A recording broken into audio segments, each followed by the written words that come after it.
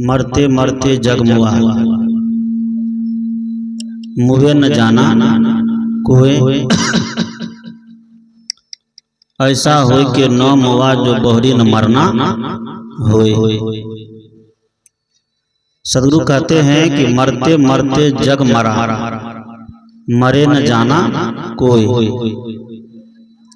दुनिया के सभी लोग मर गए और मरते मरते मर गए, लेकिन मरने का जो सिस्टम है, मरने का जो तरीका है, यह कोई नहीं जान पाया। कोई भी काम अगर तरीका से होता है तो वह काम अच्छा लगता है। किसी बच्चा का जन्म हुआ और जन्म बेतरीका से हो गया तो जन्म अच्छा लगेगा? नहीं लगेगा। कहीं सत्संग हो रहा है और सत्संग में अगर तरीका नहीं हो तो सत्संग अच्छा लगेगा? नहीं लगेगा। कितनी बड़ी बड़ी बात वहां हो जाए, कितनी अच्छी अच्छी ज्ञान की बात हो जाए, वेद शास्त्र की बात हो जाए, पूरी दुनिया की जानकारी को उस मंच के माध्यम से कह दिया जाए, लेकिन अगर वह काम सत्संग तरीका से नहीं हो रहा है तो सत्संग का भी कोई महत्व नहीं रहेगा। किसान जैसे खेती करता है, खेती करने में अगर तरीका नहीं अपनाए, धान काट के लाया, एक दो बार जोत जात के उसमें मक्का बो दे तो मक्का होगा बढ़िया, फसल बढ़िया होगी? नहीं होगी। कपड़ा खरीद के लाए हैं, कपड़ा अगर तरीका से नहीं पहनेंगे तो कपड़ा शरीर की शोभा को नहीं बढ़ा पाएगा। फुल पैंट को ऊपर पहन लेंगे, शर्ट को नीचे पहन लेंगे तो अच्छा लगेगा? नहीं लगेगा। इसीलिए सदगुरु कबीर बड़ी मनोवैज्ञानिक बात कहते हैं, जैसे तरीका नहीं जानने के कारण सारा काम क्या हो गया? बेकार हो गया, व्यर्थ हो गया। उसी तरह जैसे जन्म लेना और मर जाना ये दुनिया का नियम है, प्रकृति का नियम है।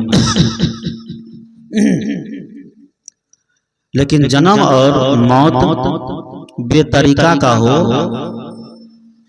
तो जन्म लेना और मरना भी क्या हो जाता है?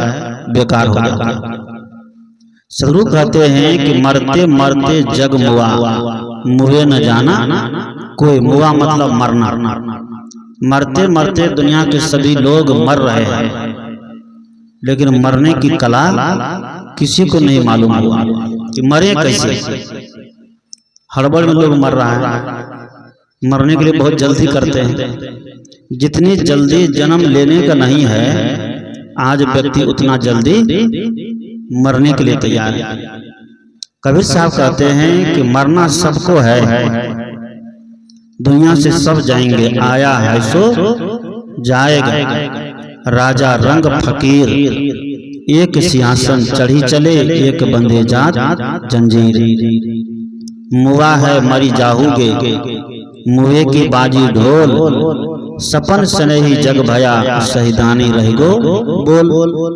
कबीर साहब तो इस पर बार बार बोले हैं कि साधु ये मुर्दों का गांव।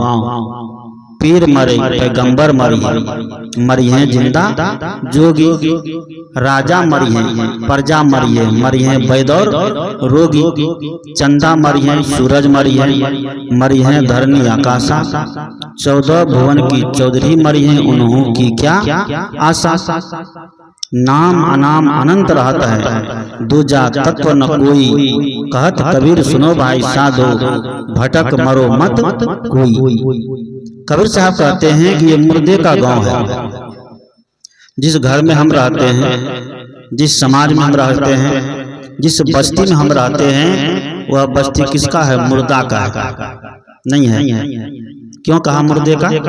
सब तो जीवित देख रहे हैं, चलते फिरते हैं, काम धंधा करते हैं, खाते पीते हैं, मेहनत मजदूरी करते हैं, घर में रहते हैं, महल में रहते हैं, फिर भी कबीर साहब कहते हैं कि साधु ये मुर्दे का गाँव। मुर्दा मतलब जो कुछ नहीं करे, मुर्दा मतलब जिनसे कुछ नहीं हो सकता है। इसलिए सदगुरु कबीर साहब कहते हैं कि ये मुर्दा का गांव है। मनुष्य शरीर धारण करके तो आया, लेकिन मनुष्य शरीर की सार्थकता के लिए, इस शरीर का उद्धार के लिए, इस शरीर का कल्याण के लिए व्यक्ति सदगुरु का भजन नहीं किया। जो सदगुरु का भजन नहीं किया, भक्ति नहीं किया, जीवन के उद्धार के लिए, कल्याण और कल्याण के लिए साधना नहीं किया, ध्यान नहीं किया, संत सदगुरुदेव और माता पिता की सेवा नहीं किया, भक्ति नहीं किया, उसको जिंदा कहा जाए कि मुर्दा कहा जाए? कौन जी कहा जाए? वो मुर्दे है। वह जीवित रह करके भी क्या है? मुर्दा है। इसलिए सदगुरु कहते हैं कि साधु ये मुर्दों का गांव। कि मुर्दे के गांव में ये सारे मुर्दे अपना तो मुर्दा बना ही है, लेकिन दूसरे को भी मुर्दा बनाना चाहते हैं। कुछ लोग होते जो अधमरा होते हैं। अधमरा मतलब न जिंदा न मुर्दा, ऐसे अधमरे होते हैं। वैसे कैसे लोग होते हैं जो भजन भेद तो ले लेते हैं, दीक्षा तो ले लेते हैं, माला तो पहन लेते हैं, कंठी तो पहन लेते हैं, लेकिन न सत्संग से मतलब, न भजन से मतलब, न ध्यान से मतलब, न साधना से मतलब, यानी कि वो केवल दिखाने के लिए क्या बन जाते हैं? सत्संगी बन जाते हैं, मालाधारी बन जाते हैं। माला जब लिए बस तभी तक गुरु जी से मतलब है, उसके बाद सब खेला खत्म। समेट बटोर करके बस झोला में रख दीजिए, जाने गुरु जी। अब गौर करिए, मान लीजिए हम किसी से कोई चीज लिए हैं, उस चीज का अगर मूल हम नहीं चुकाएंगे तो उसका कर्जा चढ़ेगा कि नहीं? चढ़ेगा, उसका कर्ज चढ़ेगा। और हम जिस गुरु से मंत्र लिए हैं, माला लिए हैं, सत्संगी होने का लाइसेंस लिए हैं, अगर उनका काम नहीं करेंगे, सत्संग नहीं करेंगे, भजन नहीं करेंगे, स्तुति प्रार्थना नहीं करेंगे, तो समझिए कि ये कर्ज पर कर्ज चढ़ा दिया। इससे बढ़िया था कि नहीं लेते, कंठी माला तो बढ़िया था, तब कोई कर्ज नहीं चढ़ता। लेकिन अब ऐसा काम हो गया कि चक्रवृद्धि ब्याज होकर के मिलेगा, देना पड़ेगा, भुगतान करना पड़ेगा। जैसे बिजली का बिल देखिए, अगर 1 महीना जमा नहीं किए तो वो जमा हो जाएगा, और दूसरा महीना में उसका भी ब्याज जोड़ के देना पड़ेगा। तीसरा महीना में मतलब हर महीना वो मूल होते जाएगा, और मूल का जितना ब्याज होगा वो पूरा ब्याज और मूल सहित वसूल लेगा। नहीं वसूलेगा, नहीं देंगे तो लाइन काटो, होगा ना, लाइन काट दिया जाएगा।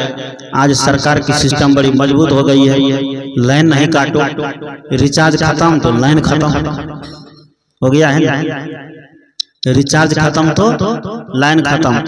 और जब रिचार्ज कर दीजिए तब लाइन, मतलब टैक्स लग रहा है, सब जगह टैक्स है। तो गुरु के पास भी टैक्स है, और गुरु के पास टैक्स नहीं भरिएगा, भजन नहीं करिएगा, भक्ति नहीं करिएगा, स्तुति प्रार्थना में भाग नहीं लीजिएगा, तो समझिए कि तब शांति भी खत्म, कल्याण खत्म, मोक्ष खत्म, और कर्ज ऊपर से क्या होगा? चढ़ जाएगा। इसी गांव में देखता हूँ बहुत लोग माला लिए हैं, बहुत लोग मालाधारी हुए हैं, लेकिन जब सत्संग में आता हूँ तो जितने मालाधारी है उसका सब नामो निशान बोल रहा था, कोई है? कोई नहीं।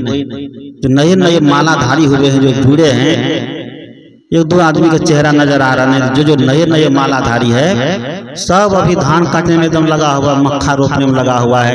ऐसा लगता है कि सभी मक्का धान कपार पर उठा के ले जाएगा, जाने वाला है। सदगुरु कहते हैं जीवन का कल्याण के लिए समय निकालना पड़ता है। समय नहीं निकालिएगा तो फिर होगा क्या?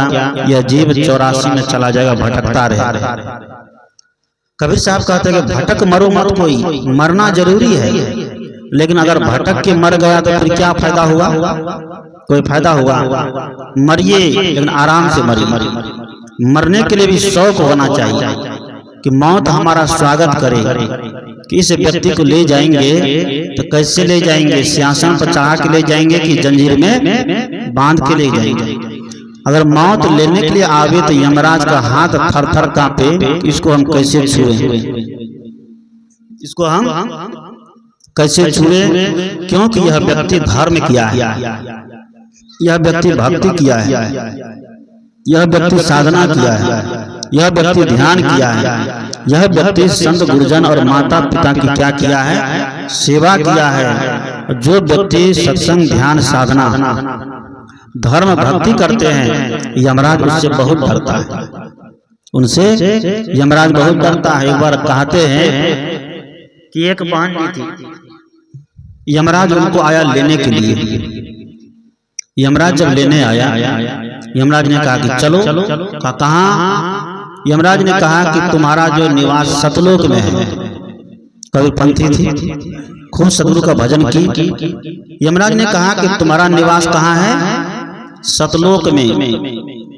तो उस बहन जी ने कहा कि सतलोक ले जाएंगे तो क्या होगा? कहा वहां तो कुछ नहीं होगा, आराम से मौज करना, वहां मौजे लिखा है और कुछ भी नहीं लिखा है। बहन जी ने कहा देखो मौज तो करेंगे, लेकिन एक बार हमको नरक दिखा दो। लोग कहते हैं कि नरक में बहुत दुख झेलना पड़ता है, नरक में बहुत पीड़ा मिलती है, नरक में बहुत सताया जाता है।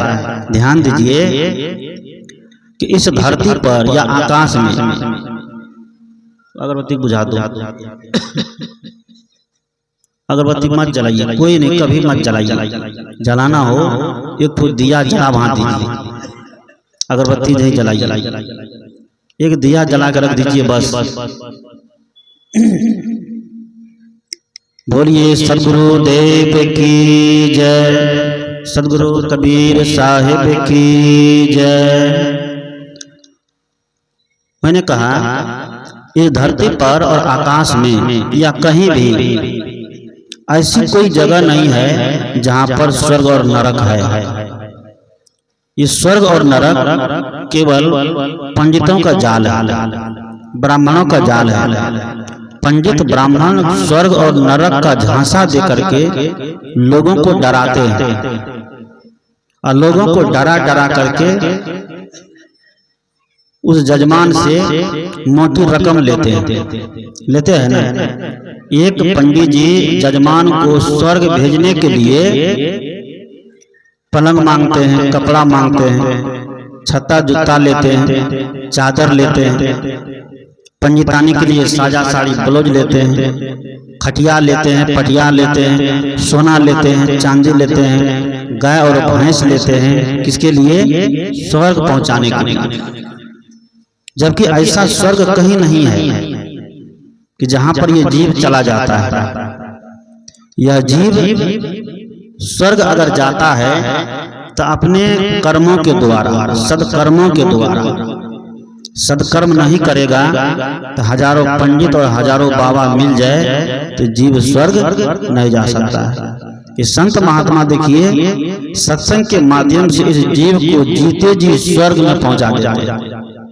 हम लोग अभी बैठे इसको क्या कहते हैं? यही स्वर्ग है।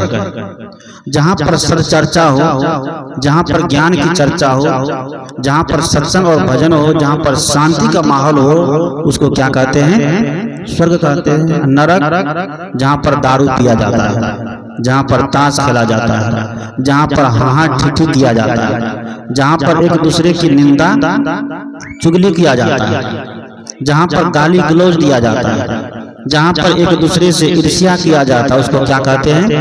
नरक की जगह कहते हैं। इसी धरती पर व्यक्ति स्वर्ग, इसी धरती पर व्यक्ति नरक दोनों भोग लेता है। उस बहन जी ने कहा कि मुझे बैकुंठ ले जाओगे, सतलोक ले जाओगे, लेकिन उसके पहले मुझे स्वर्ग और नरक भी दिखा दो। तो सबसे पहले नरक में पहुंचे।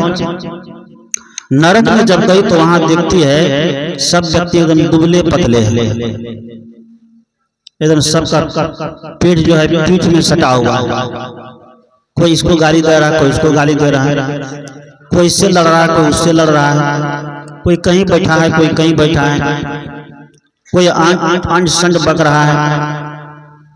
गलत खा पी के एकदम मस्त है, लेकिन सब जो है एकदम दुबले पतले, आंख धंसे धंसी, एकदम गाल चिपके चिपके, ऐसा लग रहा था कि सबके शरीर की हड्डी दिखाई दे रही है। यमदूत ने कहा कि यही नरक है। उस नरक में एक बहुत बड़ा जो बर्तन, बहुत ऊंचा बर्तन था, और उस बर्तन के जो हैंडल होती ना, हैंडल में एक चम्मच बांधा हुआ था जो लटक रहा था। उस बहन जी ने पूछा नरक के लोगों से कि ये जो बर्तन है, ये जो हंडी है, ये कौन चीज का है? उसने कहा कि इसमें सुगंधित खीर है। क्या है? सुगंधित खीर, इसमें खीर भरी हुई है। उसने कहा कि जब इसमें खीर भरी हुई है, तुम लोग को तुम भूखे देख रहे हैं, तुम लोग कई दिन से भूखे लग रहे हो, तो खीर निकाल के खाते क्यों नहीं हो? कि खीर निकाल लेते और खा लेते। उसने कहा कि बर्तन इतना ऊंचा है कि वहां हम लोग पहुंच नहीं पाते, इसलिए हम लोग भूखे जिंदगी काट रहे हैं। बहन जी ने कहा कि चलो अब यहाँ से। यमदूत उसको ले गया स्वर्ग में।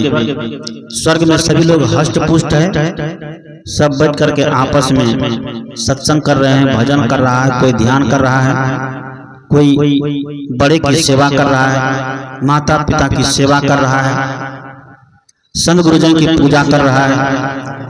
यानी स्वर्ग में सब आपस में एक दूसरे से प्रेम से रहते थे, शांति से रहते थे। प्रेम और शांति से रहते रहते स्वर्ग के लोगों का जीवन एकदम चमक रहा था। लेकिन वहां भी एक बर्तन था जो बहुत ऊंचा था, उसमें भी एक चम्मच लटक रहा था। उस बहन जी ने पूछा कि इस बर्तन में क्या है? उसने कहा कि इसमें खीर है, सुगंधित खीर है। कहा कि ये खीर क्या करते हो? कहा जब भूख लगती है तब जाकर के खा लेते हैं। कहा कैसे खाते हो? कहा कि चम्मच रखा हुआ है, हम लोग वहां तक जाने के लिए लकड़ी ला करके काट काट करके लकड़ी का सीढ़ी बनाए, लकड़ी से सीढ़ी बना ली और सीढ़ी पर चढ़ जाते हैं और वहां भर पेट खीर खा करके फिर नीचे उतर जाते हैं। जिनको जब भूख लग जाए तब वहां पर चढ़ जाए और वहां जाकर खीर खा ले और फिर वहां से उतर आए। उस बहन जी ने यमदूत से पूछा कि यहाँ भी खीर का बर्तन है, हंडी है, और नरक में भी खीर का बर्तन हंडी थी, लेकिन नरक के लोग जो है एकदम काले काले दुबले पतले। खीर तो वहां भी है लेकिन कोई खीर खाता नहीं है। क्यों नहीं खाता है? यमदूत ने कहा कि नरक के लोग सब आलसी है। सब क्या है? आलसी है, निकम्मा है, कोई मेहनत नहीं करना चाहता, कोई वहां तक जाना नहीं चाहता। सब सोचता है कि हम जहां हैं वहीं पर हमारे लिए क्या आ जाए, खीर आ जाए, भोजन आ जाए। और स्वर्ग के लोग सब मेहनती है, परिश्रमी है, मेहनत करते हैं, परिश्रम करते हैं, कर्म करते हैं। कर्म जब किए तो कर्म का परिणाम देखिए।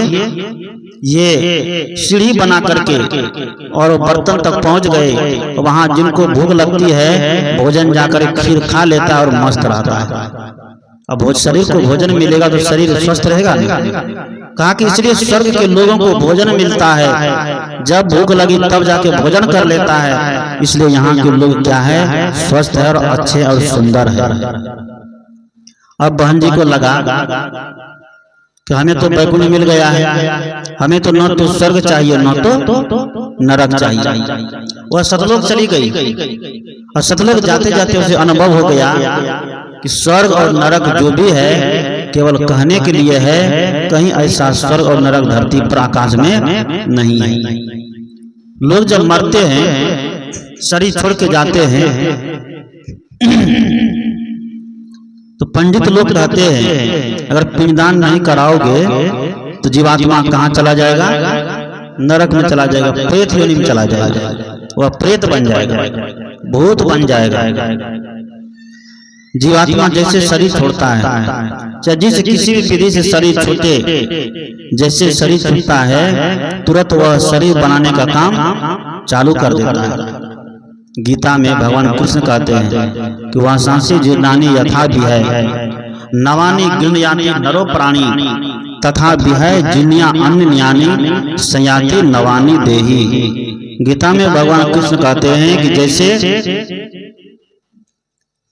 वस्त्र जब पुराना हो जाता है तो उस वस्त्र को क्या करता है, लोग बदल लेता है, नया वस्त्र धारण कर लेता है।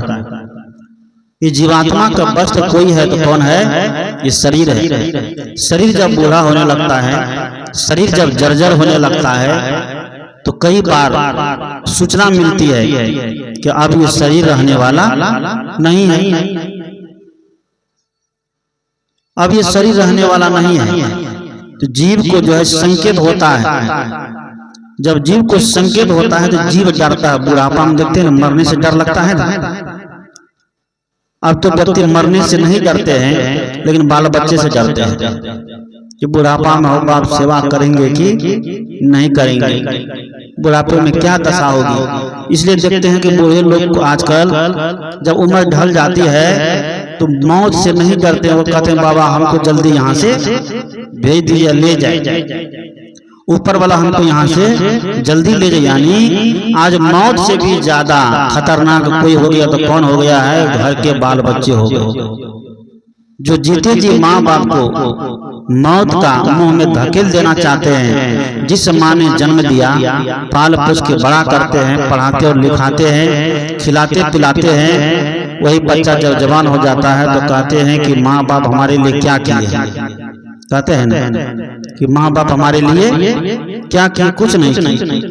ये कहने की उसकी हिम्मत देखिए, जिस माँ बाप के बदौलत उनका पूरा शरीर है, जिस शरीर से वह मेहनत करके, मजदूरी करके, सर्विस करके, नौकरी करके लाखों करोड़ों अरबों और खरबों के मालिक हो सकते हैं, वह कहते हैं कि माँ बाप जब बूढ़ा हो जाता है, अगर सेवा करने की बात आती है तो कहते हैं कि इसने हमारे लिए किया ही किया है, कहते हैं ना। तब उस माँ बाप को बड़ा दुख होता है, बड़ा कष्ट होता है। तब वो सोचते हैं अगर ऐसे पुत्र से बिना पुत्र वाला रहते, निपुत्र रहते, तभी संतोष रहता। सोचने लगते हैं ना, वह सोचते तभी संतोष रहता, नहीं होता तो। दुनिया में देखते हैं कि जिसको संतान है वह भी दुखी है, जिनको संतान नहीं है वह भी दुखी है ना, दुखी। पड़ोसी को हो और बगल वाले को नहीं हो तो नींद नहीं होती रात, कहे कि ताना सुनने को मिलता है, हमको दो चार गो है लेकिन तुमको एक भी नहीं है। तो उसी ताना के कारण प्रतियोगिता में अगर बगल वाले को हो भी गया तो संस्कार अच्छा नहीं हुआ तो जीवन भर दुख भोगता है। संतान नहीं है तो थोड़ा मोड़ा दुख है, संतान हो गई और उसका संस्कार अच्छा नहीं हुआ, शराबी निकल गया, कबाबी निकल गया, चोर उचक्का बेईमान बदमाश निकल गया, तो और घोर दुख माँ बाप को उठाना पड़ता है।